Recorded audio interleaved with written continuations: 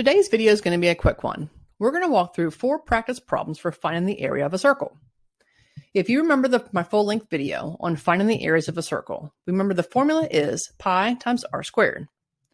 For the problems today, we're going to assume pi is equal to 3.14. The practice problems are shown here.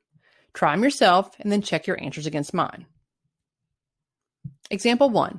Find the area of a circle with a radius of 3 centimeters.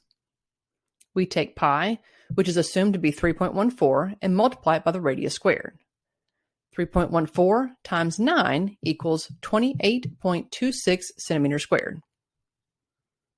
Example 2. Find the area of a circle with a radius of 5 meters.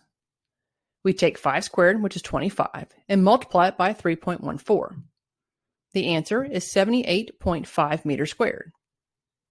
Remember, we're looking for the area of a circle, not the circumference, so our answer is in units squared, as that shows how much space is occupied inside a two-dimensional shape.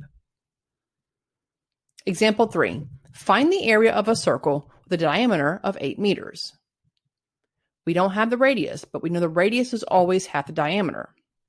Take half of 8 meters and we get 4. Square it and we get 16. 16 times 3.14 gives us an area of 50.24 meters squared.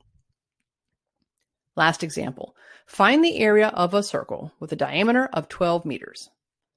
Again, we have diameter, but not the radius. We take the radius to be 6 meters, and we square it for 36. Multiply it by 3.14, and we get 113.04 meters squared. So how did you do? Give me a thumbs up if you got them all right. For more math help videos and tutorials, be sure to subscribe to my channel. You can also pick up some extra practice worksheets and answers at improvedmath.com.